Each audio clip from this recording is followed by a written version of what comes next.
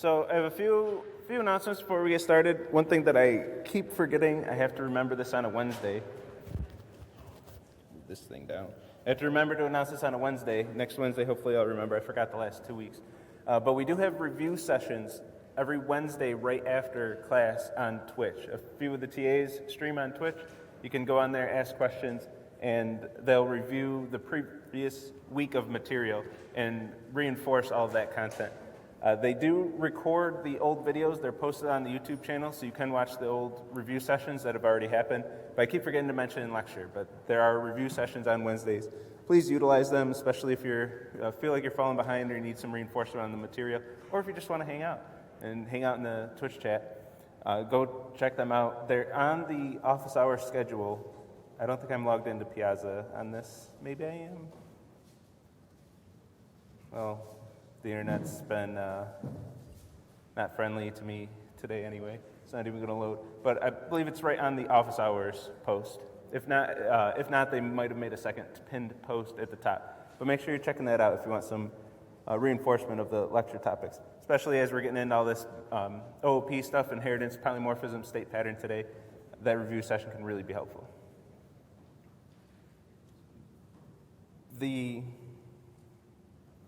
So we had the interview and quiz last week. Grading has just finished on those. We don't have them posted yet. So by tonight, I have another lecture after this, and the TAs have other things to do. But as soon as we find some time, we're going to get those posted to AutoLab. So by tonight, you're going to see your interview and quiz results. So I want to talk a little bit about that. The interview and quiz results are pass-fail. In AutoLab, you're either going to have a 1 or a 0, similar to your learning objective on the project.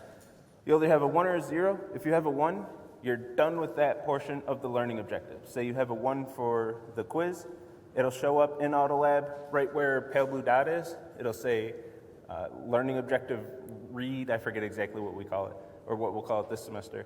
But there will be a read and explain section on there. You'll click on that, see your score. It'll either be a 1 or a 0. If it's 1, you're done with that portion of the learning objective. If you pass the quiz, the interview, and you've completed the learning objective portion of pale blue dot, then you're done with learning objective 1. You're completely done with that. You've completed that part of the course, and you're moving on to learning objective 2, which hopefully you've already started if you're in that position. If you have a 0 for read or explain, then you can click on your score to see the feedback. Click on the score, look at the feedback. You'll get some feedback that says what you should be studying for the makeup. And if you have that 0, you'll have to go to the makeup lab next week and try again. Take your second chance. Take another version of the quiz.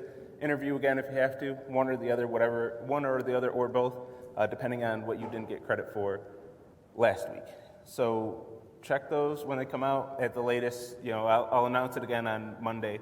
After Monday's lecture, so even if you have Tuesday lab, there's no Monday labs, but even if you have Tuesday lab, you can check that. I'll remind you on Monday. You can check to see if you have to go to lab next week or not. I think that's all. Oh, one other thing. For the application objectives on the homework, there are no deadline extensions on that. The application objectives are due at the checkpoint-ish. I have no time on the checkpoint, and that's intentional. But sometime on Saturday, once I get up and start, getting ready for my day and everything, I'll go into AutoLab, or one of the TAs will do it. Go into AutoLab and then shut off the application objectives. So you won't be able to get score for the application objectives anymore. Just in case somebody wants to try to keep submitting, it'll be clear in the feedback that it'll say, you can't get credit for application objectives anymore. We're past the checkpoint, none of that anymore. But submissions will still be open, so you can still work on the lecture tasks. In most cases, if you're working on it and you're almost done, but you didn't quite finish, in most cases, especially in a case like that, you're going to get at least a 1-week extension. So if you don't have the lecture tasks done by the checkpoint by today, keep working on them. Make sure you get those done. You do need to complete them to pass the course, so make sure you're still working on them and keep going with the assumption that you'll have the extension. I mean, if you don't get the extension, you fail anyway, so you can't really lose anything there, as harsh as that sounds. But especially for learning objective 1, as you're still getting used to Scala and getting used to the structure of the course, I don't like denying I don't like denying that first extension. Pretty much everybody gets that first extension, unless you made your first submission tonight. In that case, I'll be like, dude, what the hell? Like, you're not even trying. No, no. But if that's not the case, you went to the prep lab, you have a submission during the week of prep lab, you've been submitting regularly, you got a few lecture tasks done, you're going to get an extension. After that 1 week extension, there are the potential for like a day or two, small extensions after that. Those are going to be tougher decisions. Those are, more criteria. But even after that extension, I don't want to just say, sorry, you're done. You didn't get my one my one incorrect solution. You're done. I don't want to be like that. That's not the way this course goes. After that, I'll manually review everything that you've done, all your submissions, and decide if you get that last extension. The first extension decision will probably be made by TAs, but just like the interviews and quizzes, I want the final say before somebody fails the class. So that last deadline extension after a week, I'll be in there looking at your code and deciding if that's enough effort to be able to extend. And I really don't like extending deadlines that far, because at that point, we're already done with learning objective 2 and starting learning objective 3. If you're still working on Pale Blue Dot, I might as well just say, sorry, you got to try again next semester, because making up all of that content, being that far behind, is very difficult, and it might just be like prolonging the suffering of having you keep trying to complete the course. Sometimes students appreciate it if I'm just like, nope, you're done. Go focus on your other courses and try to get some good grades this semester. As strange as that sounds. But any questions about this? Any logistical stuff? Any homework, learning objective, anything before we jump into state pattern? Yo.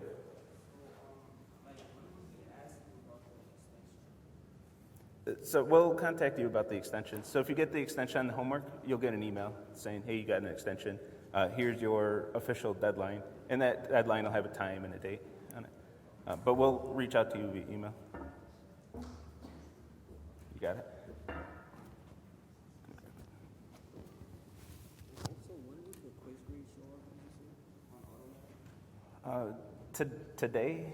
So the question is, when will the quiz grade show up? Definitely today, at the earliest, like 5 p.m. probably, but at least by tonight.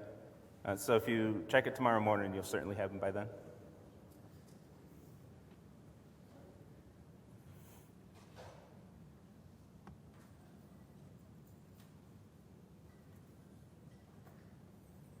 But office hours and TAs weren't able to tell you what certain test cases for incorrect solutions and very specifics. TAs aren't supposed to tell you the specifics of test cases. If you're failing one specific test case, or if there's one incorrect solution that you're not able to get your test cases to fail, the TAs aren't supposed to just say, oh yeah, that one's doing this. I mean, sometimes I do that in my office hours, but I'm not supposed to either, but I get to break the rules in my own course. But they're not supposed to. It's supposed to be up to you to write a good test suite. AutoLab, I go back and forth on this. AutoLab shouldn't even give you any feedback at all. It shouldn't give you any feedback except you finish this objective, and even that's pushing it a little bit. Any feedback that I do give in AutoLab is to help you out, to give you hints, to give you clues. And it pains me to see so many students, especially in office hours at least, relying on that feedback and trying to reverse engineer my test names to try to get their test. Like, that's not what you're supposed to be doing. You're supposed to be sitting down with your test suite and coming up with a really solid test suite that tests every possible thing that could go wrong, and then using that to write your code, getting your code to pass that test suite, and then AutoLab shouldn't have any problem with that. You should submit to AutoLab and just always, get full credit the first time you submit. Sometimes you have small issues where you guys submit a few times, maybe even 20 times for a specific one that gives you trouble. But you should be thinking about what test cases to throw at it. Like whenever we're dealing with points on planet Earth, you should always be testing points near the poles. That's a big edge case for lat longs. Near the poles, things get really wonky with longitudes, because the longitude lines are very close together. Things get really strange up there. So you want to have some tests up there to make sure your greater circle distance is doing what it's supposed to do, and not just treating lat long like Euclidean distances, points in Euclidean space, things like that. And that's the point of the prep labs. When you have the prep labs, like, as long as somebody in your lab is coming up, or somebody in your group is coming up with, oh, hey, latitudes get weird at the poles, then everybody should have that test case. Them prep labs are really meant to get you started on those homeworks and getting those good test suites. You shouldn't need the AutoLab feedback, Jesse's L2 distance, incorrect solution. What exactly is this? You shouldn't need to say that. You should have a test case that's near the poles and have it done. Another one near the equator. Just have a variety of test cases. Most times in office hours, it's a student with like 1 or 2 test cases saying, why is AutoLab saying my tests are bad? Because he barely tried. Like, come up with some more test cases, man. I don't want to go on that rant any longer. I didn't even want to do that. But any other questions before we jump into this? I think at most you've had 4 or 5. And if you have 4 or 5 really good test cases that are all very different, that can be sufficient. But if you have like 4 or 5 test cases and they're all like Buffalo, Rochester, Albany, and New York City, I mean, you might as well have tested the same thing 4 times. Like when we did the small, medium, large example in lecture, that would be like having 4 test cases that are all large, that all expect to return large. You gotta have a good variety of test cases and test all of the things that can go wrong. Test 2 cities that are really far away for the where to meet. One of my test cases is Buffalo and a city in China. Like, make sure you test and make sure you have test cases that are like that. Very far away, very close together, near the poles, near the equator. Just have a good variety of test cases. You'll never have to worry about AutoLab. Never even have to think about my incorrect solutions because you just always get them marked. Your test suite will always say the incorrect solutions are wrong. If you have a really solid test suite going in, that you really took some pride in and really made really well. And the prep labs are supposed to help you with that. Because it can be hard when you're first doing it for the first time. But that's what the prep labs are there for. Ask questions during those prep labs. Pick your TA's brain too. Be like, man, I feel like we're missing some edge cases. What edge cases can you think of? Maybe they'll help you out a little.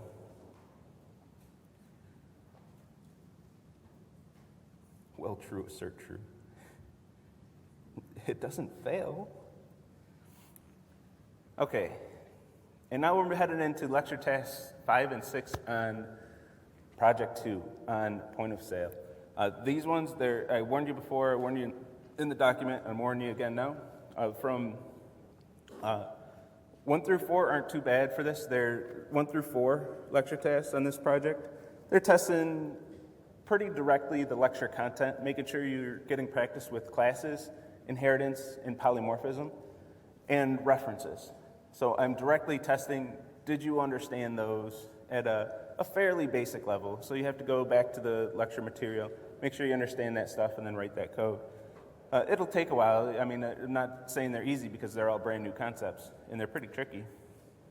But there's definitely a jump up from 1 through 4 to 5 and 6. 5 and 6 is where I'm challenging you a bit more, saying, okay, did you really, truly understand all that stuff that was going on with object-oriented programming?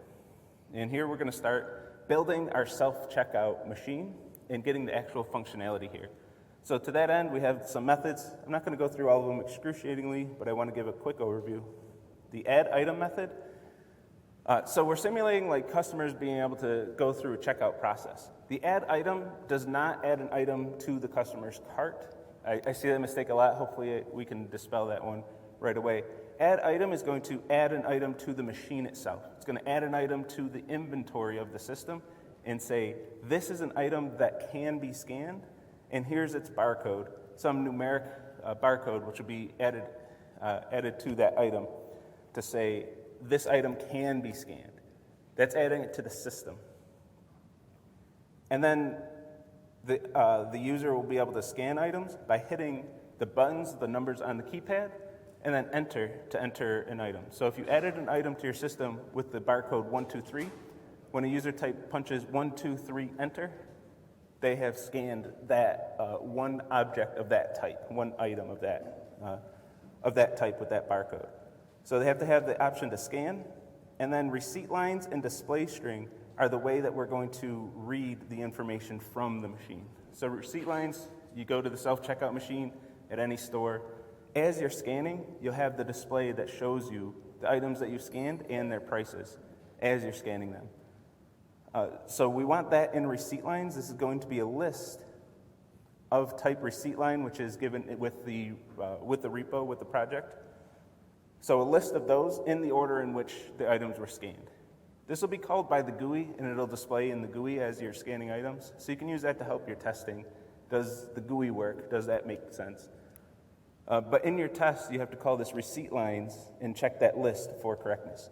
This gives us a way to agree how we're going to test things. So my tests in AutoLab, your tests that you submit, they're all going to call receipt lines to make sure that the register is displaying the items that have been scanned properly. Then also display string, which is going to display what numbers have been entered. So as a user hits 1, 2, that display string should be 1, 2. That should be returned from display string.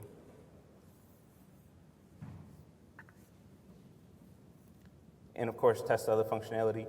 Those of you who had lab, I haven't caught up with, I've been distracted with so many other things. I haven't checked up with the TAs, but hopefully in lab, at least some of the labs got to testing lecture task 5. You guys have a sense of how far each lab has gotten? Yes, no? We got done lecture task 2. Okay. The farthest I got was lecture task 3 and like halfway there. Okay. And that's about expected. I was being a little optimistic there, hoping, but yeah, that sounds about right. Talking about no OOB takes a long time. So maybe you don't have these tests, but you can come to office hours and get tests, get help with those tests. I wonder if we should have 2 prep labs for these later homeworks. Anyway. All right, let's talk about this stuff. Let's finally get into some new content. So we're going to talk about a particular design pattern here, the state design pattern. This is one of many design patterns. It's the only one I'm going to talk about in this class, but if you're interested in design patterns, I think they're a neat topic. I don't know how else to say it. But they're a pretty neat topic. If you want to know more about them, Gang of 4 is your search term. Check out the Gang of 4. They're the ones who created a whole bunch of design patterns and publicized them and pushed them out there to the world. And there are a lot of neat solutions to common problems that we face in programming. They're all object-oriented. They're all OOP approaches. So they're the Gang of 4. They're 4 OOP designers, developers, and they came up with a whole bunch of OOP patterns for common situations. So if you want to check that out, like the singleton, factory, there are a bunch of neat ones. We're just going to talk about one because I want to use the state pattern to reinforce your understanding of polymorphism.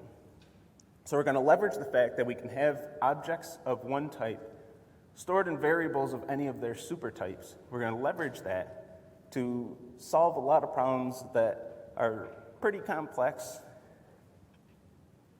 using this pattern. So let's see what we mean about that. So say you have an object that needs a lot of different behavior, significantly different behavior based on some state that it has. So if we have very little change in behavior, we usually do this with just a state variable. So if we want, say we have a string and we want to split differently based on state. Maybe we want to split a string on commas, and the state of that string, which is going to be the actual content of that string, the behavior is going to change based on that state, but we're not really changing our code significantly, or not at all. We're not changing the behavior significantly, we're just getting different outputs based on the state. But what if we have some state where we want a significant change in behavior, where if the string has a specific value, instead of splitting, we want to append to the end of the string. We want to concatenate the string to be even larger, something like that. We want some behavior if some condition is met, and if that condition is not met, we want some completely different behavior. This is our standard way of doing it.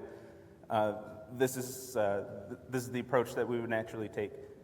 You pull out our conditionals, check, and then have two different behaviors based on that conditional. And this works. There's nothing really wrong with this. You'll do this plenty of times in your career. I've done this many times in my career. And you should do this in a lot of cases. But there are some drawbacks to this. There are some problems. For one, it's stylistically kind of bad. We have one chunk of code, one method that does two completely different things. Whenever we have that method just in charge of too much stuff. It's doing too much. So we usually want to split that apart into two methods to help the code be easier to write and easier to test. If we have one method that does two things, now we should effectively have two full, completely different test suites here. One for when the condition is true and one for when the condition is false, and throw all kinds of different test cases at it. Ideally, one for each piece of behavior, if these behaviors are very, very different. It just gets messy, hard to test, hard to maintain, hard to read, and hard to expand. So with one, it's not too bad, but what happens when we have a whole bunch of else-ifs in here? And we have one object that has a whole bunch of different behavior, and we're cramming it all into one method with this big else if, else if, else if, else if, else if, else block. And that's deciding what kind of behavior this object is going to have. Now it starts getting really messy. Now even if you're a big proponent of, well, let's just check everything with conditionals, even then, when you get to this point, and again, there are places for this. There are places where you should have this. But if the behaviors are extremely different from each other, then this gets messy, it gets hard to read, it gets hard to maintain, it gets hard to test, it gets hard to expand. It's just hard to work with. Plus your methods will get hundreds of lines long for one method. You got a bug somewhere in that method. It takes you a while to narrow down exactly where it is. Where is that bug? So instead of checking a condition based on a value, that's how we usually have conditionals. That's how we control the flow of our programs. We check the values in our variables, write some Boolean expression that checks those values, and then based on those values stored in variables, we're going to make some decision and then run some code conditionally. That's what we usually do. Now with polymorphism, we're going to introduce the state pattern, which is going to check the type of an object and make decisions based on the type of an object through polymorphism instead of the value of that object. And I'm going to hit you with state pattern. I just had to make sure I was on the right slide. I'm going to hit you with state pattern in two slides. I'm going to explain everything you need to know about state pattern, and you'll be experts in state pattern. It's going to be too much, so don't, bear with me as much as you can in these two slides. I'm going to say a whole bunch of terms and stuff. After these two slides, I'm going to jump into examples. I think that's the best way to learn most things, especially in computer science, and especially state pattern. We're going to jump into an example. So let's define state pattern. Let's get that out there first, and then jump into our example. So we're going to change behavior based on the type of our objects. So we're going to create an abstract class, which is going to define all of the, actually, I think I said all that. We're going to define an abstract class, which is going to define all of the methods that can be called on an object. And then when a method is called on that object, instead of doing anything, the object isn't going to do anything. It's only going to defer to the state variable for the behavior. By the way, if you want to play a drinking game today, it's whenever I say the word state, I'm going to say state a million times today. Don't actually play the drinking game unless it's water, but I will say state a ton of times today. So it's going to defer to this object that controls its state and defer to that state for its behavior. So the object itself doesn't define the behavior that it has. It instead defers to the state. Now that state is going to be an abstract type, and it's going to have some concrete type, and we're not going to know which concrete type it's going to have when we use that, when we defer to it for its functionality. So it'll have some type, some concrete type. We don't know what it is. We just know that whatever methods are defined in that abstract type, we know that that concrete type will have some definition for that behavior. So now if we change the type of the object stored in that variable representing the state of the object, we're going to change the behavior of that object. These states are also going to have references to the object to which they're attached. So the state itself, we're deferring all the behavior to the state, but the state itself can access the state variables of the object to which it's attached, which includes the state itself. So any state, any behavior defined in a state can actually change the state of the object and replace itself as the state. All right, so what the hell does all that mean? Let's bring in an example and jump into some code and see how we're going to do this. So meet Bruce Banner. Most/all of you have probably met Bruce Banner before, one of our beloved characters. So Bruce Banner, a few things about him. He's a world-class scientist. He can really sit down and solve a problem. He can drive a car, for what it's worth. And he's not very good in a fight. If you're in a fight and Bruce Banner's helping you out, not too much poor Bruce is going to be able to do to help us. But make Bruce angry, he's going to turn into the Incredible Hulk. Hulk has very different behavior, completely different sets of behavior than Bruce Banner, whom I refer to as Dr. Banner.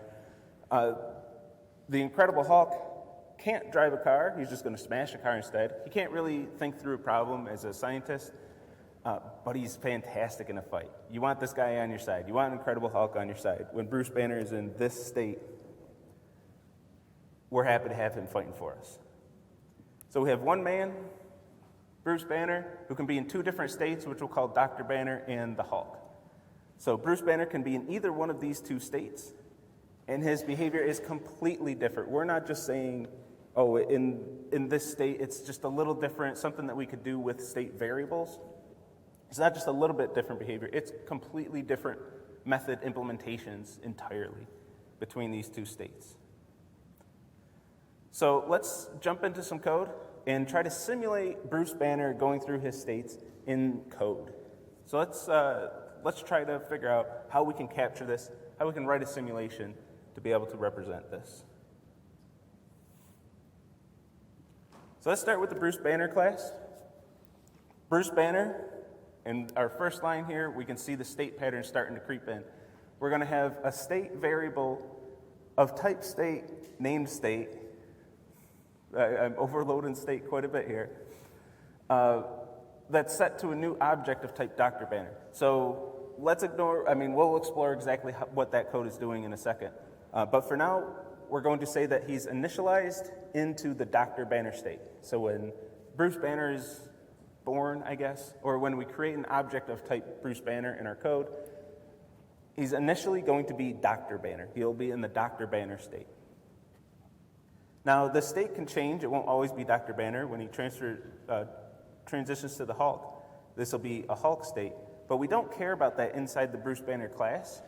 Inside the Bruce Banner class, we just know that for any behavior that Bruce Banner has, we're going to defer to the state instead of defining how that behavior works. So when you make Bruce Banner angry, I don't know what he does. What does he do? We're going to talk to the state. We're going to say, hey, state, call your make angry method, and based on whatever state he's currently in, he's going to have different behavior based on the type of that state. Initially, he's Dr. Banner, so initially it'll be Dr. Banner's make angry method. Calm down, use car, fight, same thing. We're just deferring to the state. So the Bruce Banner class isn't defining any behavior. You can define behavior in a class like this, but we can defer all of the behavior to the state if we want to as well. So let's take a look at the rest of the code to look at the structure, and then we'll parse through this and look at everything that's happening here. So state, this type of this variable, is an abstract class, and we're going to use that abstract class to define the methods that can be called, the methods that the state is responsible for. These are the methods that Bruce Banner is going to defer to the state for functionality, and these are the methods that are going to change definitions and change behavior based on the state.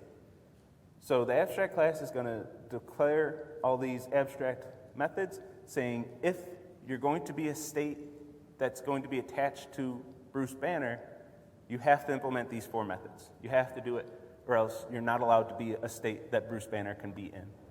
So because Bruce Banner is deferring to you and relying on you, state, for these four methods. So you have to define these four methods. And the state can have default behavior if you want it to. Right now, we're going to stick with purely abstract and deferring everything to the state. And then each time we create a concrete class that's going to be one of the states that Bruce Banner can be in, we want to create this Bruce Banner class for functionality. We're going to extend state and implement those 4 methods with overrides. And then when we're writing the Dr. Banner class, and this is one of the big payoffs with the state pattern, when we're writing the Dr. Banner class and we need to actually implement a method, by the time we get to implementing methods using this pattern, the methods should be very easy to write. We're doing a lot of design work up front. Designing code using state pattern gets tough.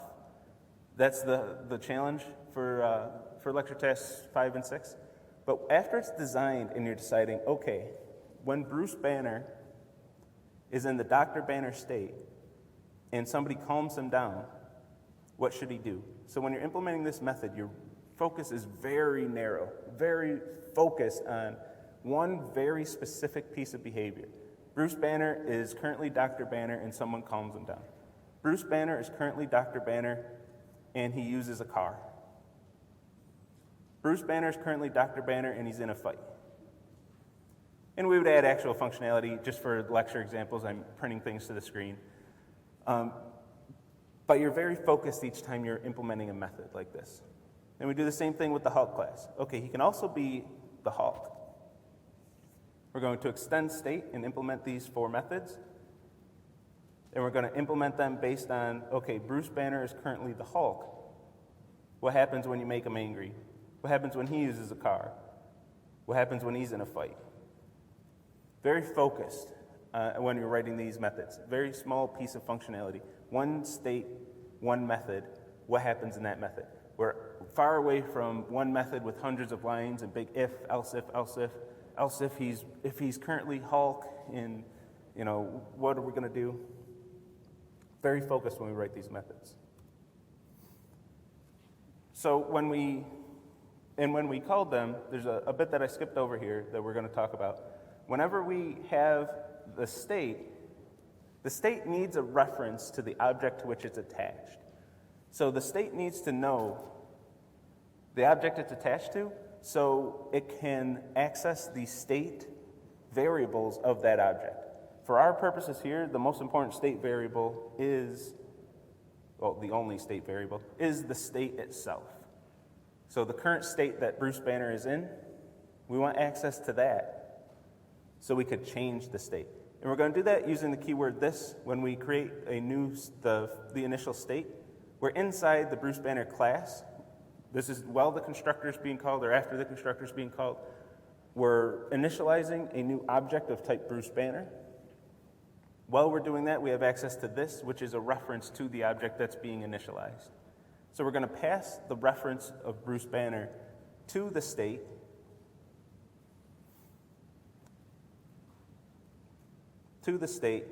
And then we're going to forward that. We're just going to act as a proxy and send that to the state. So we have Banner, a reference to Bruce Banner inside our state. So the state takes a reference to Bruce Banner. So each state is going to know the object to which it's attached. So the Dr. Banner and Hulk states, they have a reference to the Bruce Banner object that they're currently controlling.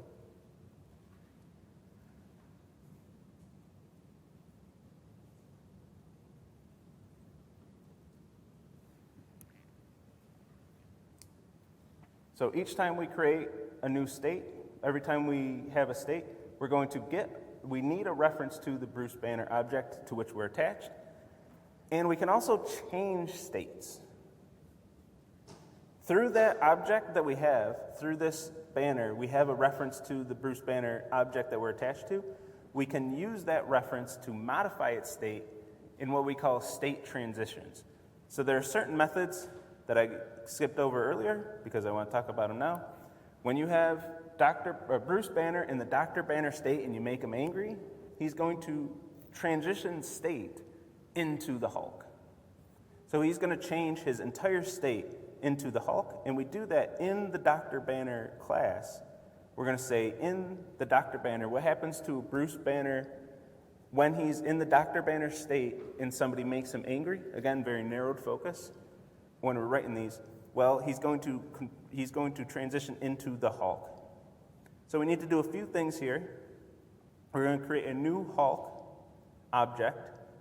Hulk takes a banner reference, a Bruce Banner reference.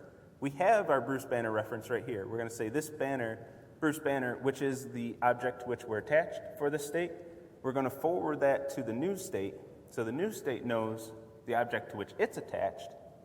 And then we're going to go to that banner variable, storing our object of type Bruce Banner again, access its state variable, access its state, and set that equal to the new state after the state transition. So we have Bruce Banner in the Dr. Banner state. You make him angry, he's going to have a state transition into the Hulk. When he's the Hulk, same thing here. We're going to use all the same syntax and transition his state back into Dr. Banner when someone calms him down. So if we have a Bruce Banner initially in the Dr. Banner state, and say somebody calms him down, we call calm down on Bruce Banner. Since his state, we're going to go this dot state dot calm down. Since his state is currently Dr. Banner, we're going to get this implementation of calm down, which just prints already calm to the screen. Once somebody calls make angry, we're going to go to that state. It's currently Dr. Banner. Make angry is going to update this state. It's going to say state equals new Hulk of the banner, of Bruce Banner. So now state is going to be the Hulk. And then somebody calls use car on a car. This dot state, which is now of type the Hulk, is going to access this use car method. We're going to get a different method call based on the type of that object, based on the current state of this object. So when the state is the Hulk, we're going to get this method, and that car is going to get wrecked because we're in that state. We're not getting this, we're not just driving the car, we're getting this because that's the current state we're in. And then somebody calls calm down, we transition back to Dr. Banner, and we get all this functionality again. So each time we hit one of these state transitions, we're getting a completely different set of behavior. We're completely changing the behavior of our object. And of course, you should notice here that we have a lot of changing behavior, a lot of different things going on based on the events of the program, and we never use the conditional. No ifs in this entire program, but we can get a lot of different behavior based on what's happening in the program. We can completely change the method call without conditionals. Which again, I warned you about this once, but I'll say this again too. There's nothing wrong with conditionals. I only do that for this homework. I only ban conditionals in this homework to force you to do things like this and really explore OOP. And object-oriented programming, it's cool stuff, but if I don't force you to use it, students in the past just don't use it.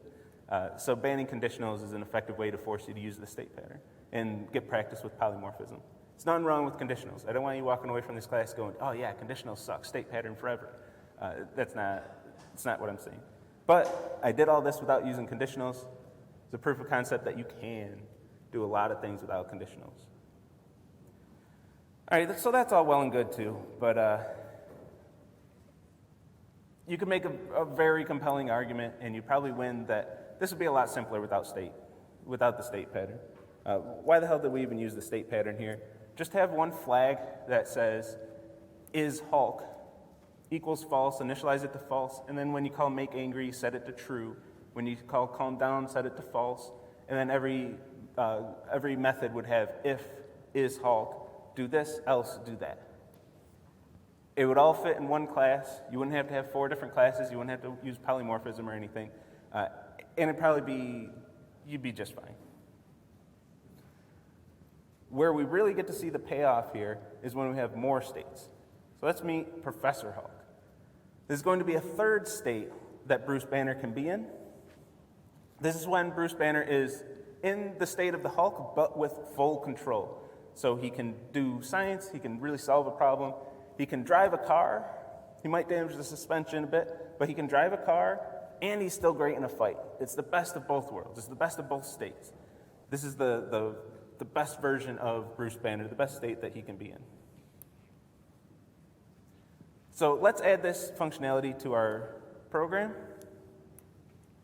And you can imagine doing this with a conditional. If you have a Boolean that says is Hulk, this is going to be tough to add. You'll be able to do it. It's not extraordinarily difficult, but it's going to take a little bit of redesign. You're going to have to change a lot of the fundamental aspects of your code to be able to get this third state, to say if is Hulk, else if is Professor Hulk, else, it's going to get a bit grosser. You're going to need more state variables to store these states. With the state pattern, this is where the state pattern shines. We're going to create the Professor Hulk class. We're going to extend state. We're going to implement those 4 methods. So we're going to think, okay, when Bruce Banner is in the Professor Hulk state and somebody makes him angry, what does he do? Someone calms him down, what does he do? When he uses a car, what does he do? When he fights, what does he do? 4 very focused, narrow thought processes we have to go through. For each one of these methods, we're thinking, what does Bruce Banner do in the Professor Hulk state when this method is called? Not thinking about anything else in our program, no distractions, just implement these 4 methods.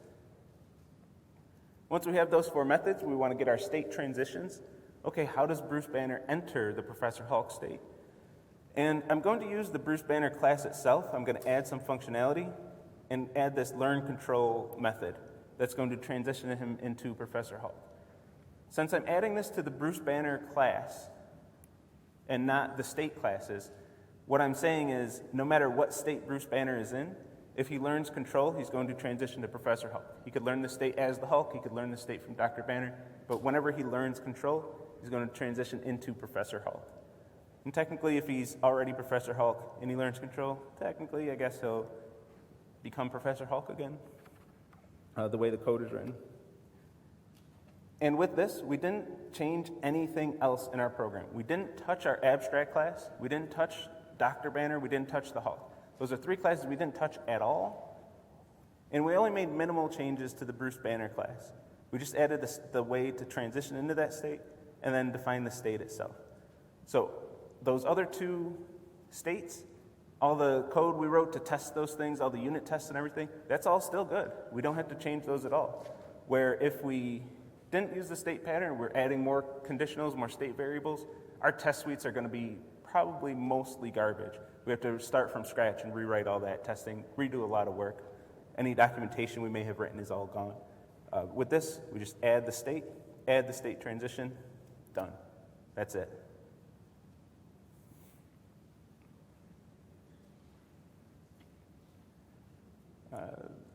I mentioned that. I want to keep moving on from that one. That's just saying I added this to the Bruce Banner class itself. If you want behavior that's like default or the same throughout all classes, all states, there's a few ways you can do it. You can do it here like I did. Add it to the object that has the state, the object that can be in multiple states. Add it to that object class, add it to that class, or you can add it to the state class itself. So you can add it to the state class and have some default behavior that every state has, which has advantages because then you can override it. If you have a state that doesn't want that default behavior, you just override the default behavior with whatever you want. So a few different options. If you have behavior that should be the same across multiple states, you can add it in different locations. Instead of adding this method to state and then adding it, overriding it in all states, and then just cut and pasting the same code in all states. We don't like cut and pasting code. We don't like duplicate code, I should say. Cut and pasting happens. We don't like duplicate code. If you have the same code in 2 different spots and you want to change that code, you got to change it in 2 different spots. Or if you have it in 100 different spots, you got to change it in 100 different spots. Duplicate code is just asking for bugs. We don't like to do it. When we have the state pattern, it's very helpful to visualize what's happening. And in office hours, you can bet when you're working on your state pattern stuff, your lecture tests for 5 and 6, you come to office hours without a state pattern, first thing I'm going to say, show me your state pattern. What's your state pattern? What's your state pattern look like? I want to see your state pattern. The TA should be asking that as well. Let's see your state pattern. This is where we're going to start to visualize if you have the right approach to your design. And it's going to visualize each state and all the transitions between them. So without knowing anything about the code from today's lecture example, you could look at this state diagram and get a good idea of what the code's going to look like. We're going to have 3 states, Dr. Banner, the Hulk, and Professor Hulk. We're going to initially be in the Dr. Banner state. Whenever make angry is called, we're transitioning to the Hulk. Whenever calm down is called, we're transitioning back to Dr. Banner. Whenever learn control is called in either one of these states, we're transitioning to Professor Hulk. And then there's no way of reverting back. Once he's Professor Hulk for good. No state transitions outgoing from Professor Hulk. So when we want to apply the state pattern, I like to do it in 3 separate steps, and in Monday's lecture, we'll go through an example of going through these 3 steps in designing using the state pattern. 1, write your API. This is writing your abstract class. What are the methods that can be called that are going to be up to the state to define the behavior of? So what are the methods that we're going to defer to the state for functionality? For your homework, this one's easy. It's all the buttons on the GUI. Every button, that's a different API method call. And I already defined those in the homework handout. The API is already there for you. So you got one of those done already. Next, this one gets a lot trickier for your homework, deciding what state should exist. Whenever you have behavior that changes, whenever you have some situation in your code where the behavior of an object should change, you just entered a state transition and you have a new state, whenever that behavior is changing. So what state should exist? And then when should you transition between those states? Which button presses on the GUI are going to trigger a state change? Like, for example, the checkout button is going to create a state change because the user wants to now check out. They want to get their tax and their total that they owe, and then they want to pay that money. Those are going to be state transitions. And we'll see examples of that Monday. So have a great weekend, everyone. I'll see you Monday.